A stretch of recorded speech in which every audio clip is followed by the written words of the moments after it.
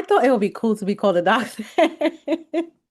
I'm like, oh, I could definitely do this. But I remember telling myself that, like, after I graduated with my master's degree in theology, I was just like, yeah, this is it. I'm not going back to school. But then I talked to one of my classmates, and he was telling me how the professor had reached out to him about a new program that we're starting at Oral Roberts University. So I was like, oh, that would be cool. Go for it. I was encouraging him to do it. It wasn't necessarily something that I wanted to pursue at all. I don't know. I just had like a prompting to go and do it. I'm like, okay, instead of me just sitting around doing nothing, I have this time on my hands. So let me just go ahead and just try it out. It'd be cool to be called a doctor, not knowing that that was the path and the journey that God wanted me to walk on, not knowing that things were unfolding for the will of God for my life and the purpose of God for my life. So I went into the program just thinking, just going to learn about leadership. I didn't think that I would be taught like different frameworks and things and how to navigate systems and how to like set up system structures and organizations. I had no clue what I was getting into. I applied, had a meeting with a couple of the staff, like the professors, and they asked me questions and things like that. Why do I want to do it? And I was just like, I want to do something different. I just want to try. And they're like, we think you'll be a good candidate for this. You should go ahead and do it. And at that time, I had just graduated with my master's degree. So I was just like, you know what? I don't think I can go straight into this. It's going to be too much. I just had a long stretch of work that I had to do, thesis, all that. I was like, you know what? I'll wait 4 months and I'll see if by January, if I want to do it. So I ended up applying. I ended up getting to the program. And then my first class, I noticed how my classes would align with my regular life. So I was a Sunday school teacher at the time. We were developing sermons and curriculums and stuff for the kids to learn from. And at that time, one of the first classes that I had was developing curriculum. So I said, oh, that's strange. And then I started noticing that every class that I would have, it would align with something I'm doing in my life. And I'm like, this is strange. So my son passed away in October 18th. And the next month, November, was the month that we had off to start, doing our research, just going through all the work that we're supposed to do for the research, gathering our information, gathering our references and things of that nature. And I lost my son. And I'm just like, how am I going to get through this last lap? Like, what does it take for a person to like overcome this? And before I get into this, I remember 2 weeks before my son died, I had a recollection. And it was basically me understanding why my son came into my life. And at this point of time, he's alive. Remember, 2 weeks before he died, I understood for the first time why God allowed him to come into my life. I think God was like, okay, now that she understands her son's purpose, I'm able to take him. My professors were so surprised to see me in class the week after my son died. I don't know, something clicked in my mind. Like, if you don't hold on to the steering wheel as a car is moving, you're going to lose control. So one thing I told myself was, although this is painful, although my heart is bleeding right now, one thing I have to promise to do is to make it to the end.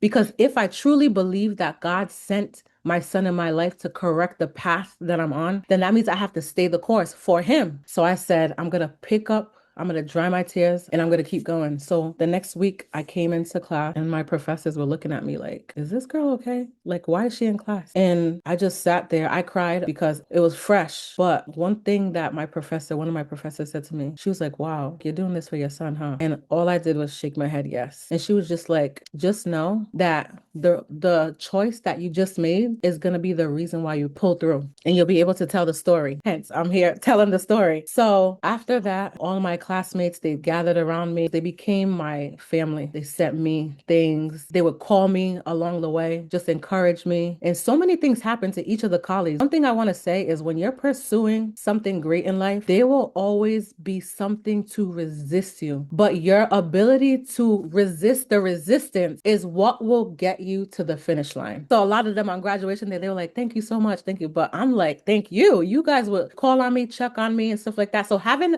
a community, having a tribe like we do here, I feel like is very necessary for your progression. You can't do it alone. That's the key. You need a group of people around you, potentially a coach sometimes as well, to get you through these moments. Towards the end, another thing happened to me and I was just like, is it over yet? A week before I was supposed to hand in my dissertation, my computer has never failed me. My computer completely blacked out. I went to Apple, the computer store. They couldn't even get it to connect to their internet. I'm like, this has never happened to my computer. I don't know what's going on, but my dissertation dissertation is due next week and I can't afford to get another computer right now. You guys have to do something, like something, maybe take it apart, put it together, see if it comes back on. But they're like, they did all that. They took it apart, they put it together, tried to connect it to the internet. Now, most of the time when you take your computer to Apple, they're able to fix your problem. But they said, no, this is going to be a headquarters thing. I said, what? Did you guys hear me? I said, my dissertation is due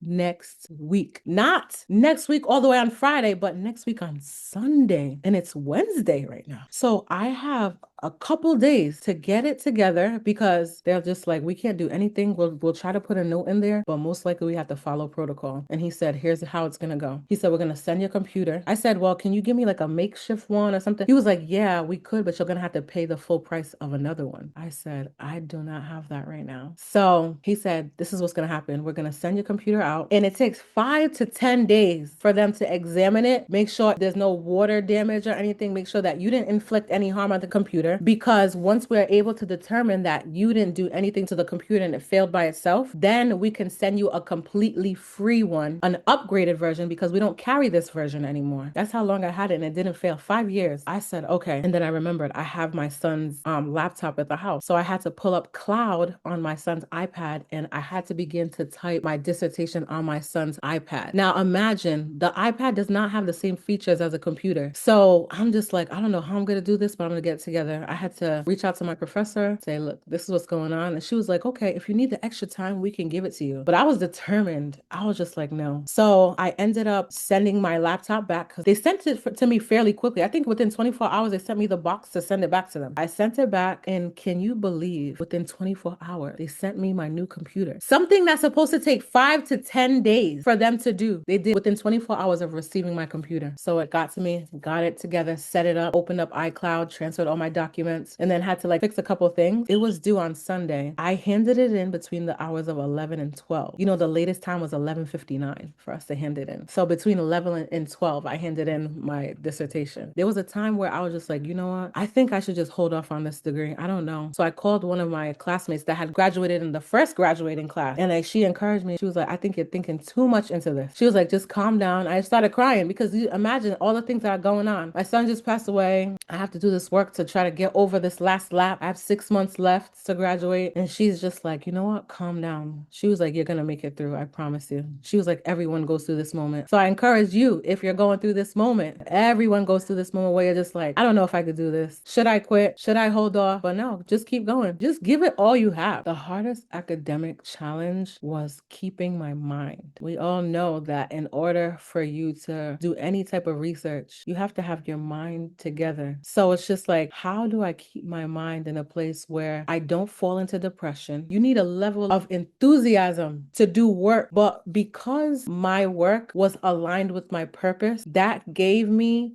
what I needed to keep going. I was excited about my research. It was bittersweet. The loss of my son was bitter, but sweet in the fact that I was still pursuing my degree. But there were times where I had to shift my mind into a certain gear and focus on my research, because there were times where I would entertain certain thoughts like, oh, your son is not here with you anymore. Like, you're by yourself in the house. You're not married. Who are you going through this with? But then I would nip it in the bud and be like, no, remember, he served his purpose. He came here for what I needed to get done for God. He accomplished the goal that God set him for. Now I have to accomplish mine. So I'd shift my mind again. And every time I thought about it, I would just say, God help me. God help me. God help me through this. As many times that I had to say it, I said it. Help me through this. Help me through this. God help me. Finally, there would be times where I was able to like come online sometimes, and I would encourage people like, oh, if you're in a state of grief, that was an outlet too, encouraging other people that are going through the same thing, to the point where there were 2 women in my church that actually came up to me and they're like, oh, we watch your videos, because they were in a state of depression because they also lost children. One of them was a teenager, and the other woman had lost a baby. He was in the hospital for like a year on breathing tubes and everything. And their countenance, you could just tell it was dark. There were a bunch of topics that we could pick from. I picked business startup. Now, it's not your typical business, but it's an institution. It's called Envisioning Her Excel Institute. And it's basically a leadership and coaching business for women that want to grow in their identity, that want to build their leadership capacity, that want to grow in their impact and influence, specifically to advance the kingdom of God. Because I came across a scripture in the book of Zechariah 1:17, and I'm just paraphrasing it, but Jesus said, by prosperity, I don't want to mistake this for prosperity gospel because that's not what it is, but he said, by prosperity shall my kingdom be spread abroad, meaning that it will take a certain level of your influence, building leadership capacity in order for you to spread the good news. So my main purpose for developing this institution was to give back, and not only just give back, what can I do to build the women as well? You could bring a person a fish, or you can teach them how to fish. Which one is more sustainable for their well-being? So it's not that I want to just give out money, but how do I build their identity so they understand who they are? How do we build their leadership capacity so they understand what their purpose is? And then how do we build their impact and influence so that they can in turn also advance the kingdom and reach back to the people that are in need as well? So my 3 pillars are based on this. I said to myself, like, okay, how can this be different? This is where the research comes in. So I started to research. I'm like, okay, a lot of people have coaching businesses and things of that nature, but how can I make my difference? So as I began my research, I noticed that there's not a lot of faith-based frameworks that support this kind of model. So I developed a model called the Excellis model, and I have it in my book. I don't know if you could see it, but I developed this model called the Excellis model because it's Christian-based. I wanted to build my pillars based on examples of women who serve as archetypes so that then we can produce a prototype of this archetype. But what this means is that who are the women that act as an example in the Word of God that I can truly gain characteristics from to teach women? So in doing that, I discovered Proverbs 31 woman. She was enterprising. She knew how to take care of her household. She knew how to take care of her husband. She prayed. So I took that and I said, this is how we're going to build their inner infrastructure. Then I went to the 3 women that supported Jesus in their ministry because they used their own substance to produce wealth to fund the kingdom of God. So these were women that actually went and did what it is that aligns with what I wanted to do in my business. So I took the 3 women, Susanna, Joanna, Mary Magdalene, and I took their personalities and I took the things that they did and I developed a framework. And then we have Lydia, who was a businesswoman. In my Excel Institute, we have a business portion of it where we teach women to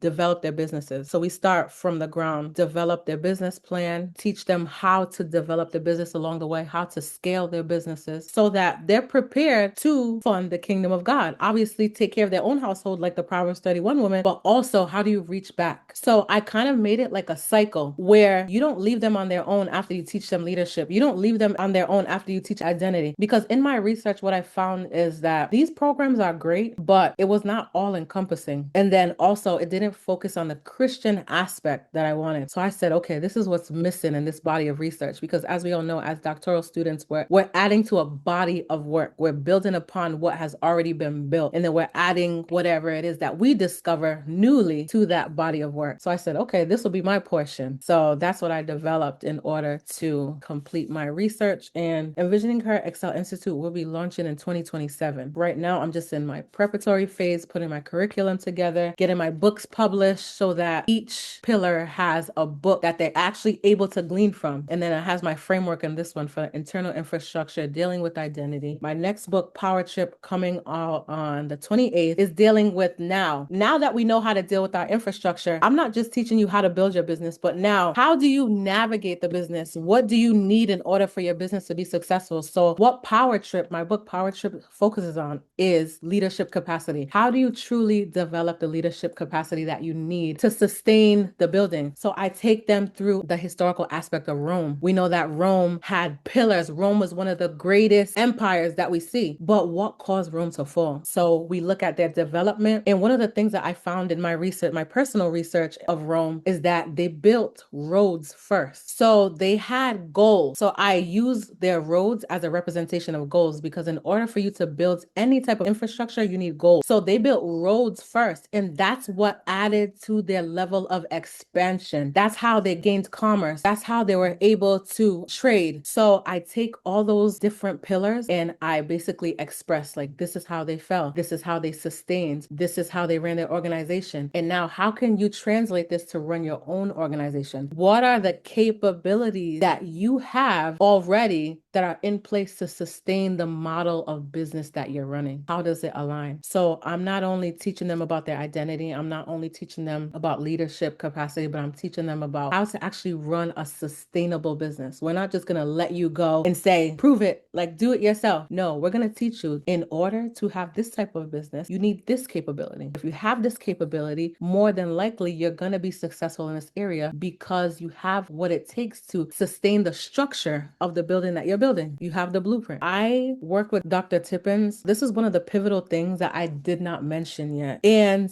one thing you have to realize is that you need to know when you need help. I was at a place where, okay, I have the structure of my research. I developed quite a bit of it, but now it's pulling it together and I need some sort of expertise. Like I need somebody that has already done this before to help me to get through it. Because like I said, I had lost my son and I was doing it on my own. I was getting encouragement from my colleagues, but I was like, I need someone more personal, like a one-on-one. Like I need somebody to coach me through this. So I remember I had saved Dr. Tippins, I think it's his page on Facebook. And this was before I even knew that I wanted to pursue my doctorate degree. I just took an interest in it because I'm like, oh, this is cool. I never saw this type of coach before, specifically like for people that are getting their PhDs and doctorates. So I was like, oh, it'd be cool to like, just to save it. Like, I didn't think that I was going to go to school to become a doctor. I just thought it was cool. Like, what he was doing was cool. And that was it. So I remembered I saved this guy's stuff. So I was like, you know what? Let me search through my saved, like all my saved stuff. And I came across it. And then because I clicked on it, I started seeing his ads again. So I said, okay, let me reach out to him on Instagram. I didn't even like sign up on whatever it was. I reached out to him on Instagram and I was like, look, Dr. Tippins, this is what I'm going through, but I need like more like a one-on-one type of thing. I'm good in group, but I need like more like a one-on-one type of thing. He said that he was going to have you reach out to me. So he reached out to me and I let him know like, look, I need like more like a one-on-one type of thing, which he was willing to do. He was like, anytime you need to email me and we'll get through it. Although I wasn't as active in the classes, I did attend them. I wasn't as active in the classes because I had to wrap my head around just focusing on my research. So I met with Dr. Tippins a couple of times. We went through it line by line. Like, this is what's going to work out for you. This one right here, I think you need to add this or that. And he was very helpful along the way. So, and very responsive. My whole experience with Dr. Tippins it was pivotal, to be honest. It's what I really needed. I really, really, really needed it at the time. And I'm glad I came across the business. And I would definitely recommend him to people that are having a hard time. If you feel like you can't do it on your own, why not just hire someone that can help you? One of the things that Dr. Tippins really helped me with was my schedule because I didn't know where to start. I'm like, I have this research done. I have all this stuff done. But then I was telling him, these are my due dates, this and this and that. He said, so here's what we're going to do. Line by line, he said, on this date, this is due. So this is what you're going to do in order to meet that deadline. This is what you're going to do in order to meet the next deadline. So having that schedule in place gave me a rest of mind because I'm like, I don't have to do everything at once. I could just focus on this and then get that done. And that's what I did. And now I'm a doctor. So I was able to get through that hump. One of the things that working with Dr. Tippins did, I remember him saying, I don't know if it was you or him, but I think it was you actually. He was like, oh yeah, when you become a doctor, I want to interview you. And I was just like, I don't know if you remember, but I was like, oh, thank you for having that much faith in me. Because at that time, I was just like, am I going to make it? I remember asking Dr. Tippins during one of our meetings, I was like, do you really think I can do this? And he's like, yeah. He was like, it's going to be okay. He's like, you're going to get through this. And I was just like, that's exactly what I needed. Just to hear the word that I'm going to get through it, I said, okay, game face. I can do this, So having a coach is necessary. And me as a coach, I don't know if I told you this, but I'm a doctor of strategic leadership, but focused specifically on leadership coaching. So I know the importance of having a coach. To people, it sounds like, oh, what do I need a coach when I can just set my own schedule? Because there are times where you need to be able to speak with the coach. Maybe you have a deadline coming up. Maybe you need help to outline things and for them to help you with certain deadlines. And then you also need their expertise. This is someone that has already gone through their doctoral research, somebody that sat on board, like reading students' doctoral theses and research. So he knows what they look at. He knows what they need. So he would give you tips as well. Like, okay, this might be not be as necessary, but I think you should include this in your paper. And that also helped along the way as well. So it's not just the fact that you have someone to set a schedule, have someone to encourage you, but you also have someone who has gone through the process. So he knows what a good dissertation looks like. He knows knows what is missing in your research when he reads it right away. So it really helped. And one thing I will say, I didn't get any comment from any of my chairs. It was a one time and now done. That was it. Most people, they hand it in. They're like, oh, you might get comments back. I didn't get any comments at all. It was done. That was it. So thank you, Dr. Tippins. I know he'll probably see this, but I really appreciate and admire your help. And I'm a doctor now. Yeah, I would just say to the person that is pursuing their doctoral degree, do not give up along the way. You've heard my whole story. You've heard the challenges that we went through. I know it seems crazy to say that, but challenges, the pain you go through, the obstacles that you face, they're all a culmination of events to produce the character that you need to sustain where you're going. That's what I would say. I am on LinkedIn, Yetunde Akinsulere, Yetunde, last name Akinsulire. Find me on Amazon as well, same name. You'll see my books there. Instagram at Envisioning Her. I also have my publishing company, Excellist Edition House. You can find me there. But with that one, Envisioning Her, you can find everything else. Everything else is listed there. And if anyone needs any encouragement, I'm here. Just reach out to Dr. Tippin, able to get you going. It took me having to listen to other people's stories to get through it as well. Reaching out to other colleagues that have already done it, it helped. Everything helped. Don't underestimate anything. Everything helped. Everything helped.